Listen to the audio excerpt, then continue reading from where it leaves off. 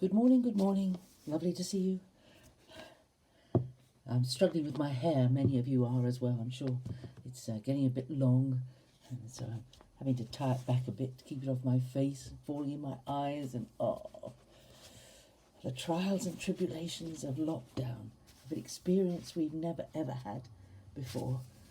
I don't know how you feel this morning, but I must confess, I listened to the Prime Minister last night, and I had thought maybe places like hairdressers might begin to open, but not so, not for at least another 3 weeks. And although we'd said we didn't mind which way it was going to work out, I must admit to having felt a bit disappointed that life is going to continue as it has been for at least another 3 weeks. A little more exercise. And for those of us who are still at work, and those of you who can't work at home and can go to work and work in a place that can be open, you can go back to work. A sudden change to their lives. And we think of people trying to travel to work without going on public transport. Oh, I must admit to feeling disappointed, although we'd said only earlier on in the day that when we do come out of lockdown, we wanted to make sure we didn't get as busy as we were before. So how are we going to cope with another 3 weeks, maybe even another 2 months of this before everything opens up and we can meet in groups and we can meet together, and all the things that we're missing? How are we going to cope? Well, we're going to stick to what we've been doing so far. We're going to spend each day worshipping, rejoicing, giving our lives to God for every moment of every day, because He knows ahead of time how it's all going to work out better than we do.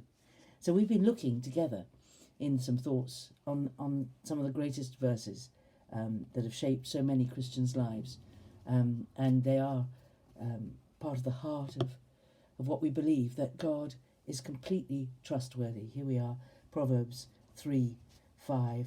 We've looked at trust in the Lord with all your heart and do not rely on your own insight. Don't trust your own judgment. Don't rely on what you think you know. I wonder where that thought took you yesterday as you were thinking about it. The next verse says, in all your ways acknowledge Him. In all your ways acknowledge Him. There is no secular part to any of our lives, you know. We're not secular, able to do and put aside our principles and our thoughts part of the day or part of the week. It's all or nothing, you know. You can't get away from the scriptures telling us to do all things, to give thanks for in every situation, to always rejoice, to all. It's not a part and part. It's not a part thing, you know. Where this idea that Christians can't comment on politics came from, I don't know. But people trying to divide religion from every other part of life, you can't. What we believe is makes us who we are. And what we believe about different aspects of life makes us who we are. And this guidebook that we have, this wonderful book called the Bible, has principles that cover every single aspect of our lives. There isn't anything left out. And everything is written there, not to curb our lives and control us and make us little automatons, slaves, but it's there to keep us from doing things that will harm us, to keep us from falling into the traps that so many of the people in the Bible found themselves falling into. They made the mistakes, and we can read their story and we can see what they did and we can learn from it. We don't have to learn every lesson of life from our own experience. But that is how life often is. Youngsters will not take the advice of older people. They think, oh, fuddy-duddy, stupid people. Why should they tell me what to do? I'm going to do what I like with my life. And then they learn the lesson that we learned, that we were trying to keep them from hurting themselves and damaging their whole life. And yet they won't listen to us. How foolish we are. Humankind is so foolish. Here is Solomon writing to his son. He talks about the son all the way through. We can say daughter as well. Giving advice that he's learned through his long and successful life The wisdom that he's gathered is put together in Proverbs. And we see it, everything there, including instructions in Proverbs about not listening to the wisdom of the young people, but listening to the wisdom of the older, wise people in our society, to honour the grey hair, as it were, the older people. And his own son does the very thing he warns him against, Rehoboam, and causing the division of the kingdom. But in the Good News Bible, that verse says, remember the Lord in everything you do. There's nothing in our life that is not subject to the Lord. And in Philippians 4, it reminds us that we should pray about everything with thanksgiving. So we're going to pray about the lockdown and bring it to the Lord. It's not outside of his care and his thought. We're going to bring it to the Lord today, the lockdown, what it's doing to us, how we feel about it. Bring it to the Lord with thanksgiving, that whatever happens, the Lord is going to carry us through it. The Lord is going to help us every day to face this separation that we have from so many people, separation from loved ones.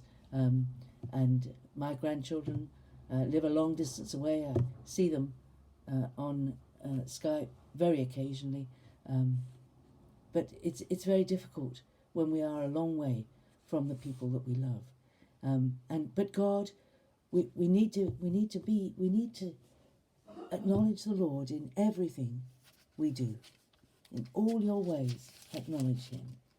And whenever you're puzzled, that I don't know if you ever had a Gideon Bible. If you've got one, most people have got a Gideon Bible stuffed away somewhere. I was given one when I was at school. It was an authorised version, and it had illustrations, and it was a black hardback cover. I remember it distinctly. But these days they're much lighter weight, and they're New International versions. But a Gideon Bible or New Testament is wonderful, because in the front of it, it has a whole list of things, verses to look at when you are in trouble about something, when you're thinking about marriage, when you're thinking about how to behave towards your neighbour, when you're thinking about trouble at work, all sorts of things, when you're worried or depressed or afraid. There are verses listed in the front of the Gideon Bible. And part of our acknowledging of the Lord is, as we read the scriptures, making note perhaps of where in the scriptures there is a verse that talks to us about a certain aspect of life that we might need. We were talking about yesterday, weren't we, about the prayer diary and remembering things. What we need to remember is where in the Bible it tells us what to do in certain circumstances. And we'll think about that some more tomorrow. But we've been reading Judges, and in Judges, everyone did what was in his own heart. He leaned on his own insight, and the disasters written in Judges are a result of people doing things their way without consultation to God, abandoning God in their day-to-day life. And what disasters there are written in the book of Judges. They're written there to tell us how stupid it is when we rely on our own thinking and not on God. They didn't bring things to God until they were in a disaster. Well, we avoid a disaster if we bring everything to God in prayer. And there's nothing we can't talk to him about. We can bring everything to him, even things we wouldn't even speak about to anybody else. We can bring them to him and have his light shine upon them. So, in all your ways, acknowledge him. Remember the Lord in everything you do. And I'll see you tomorrow.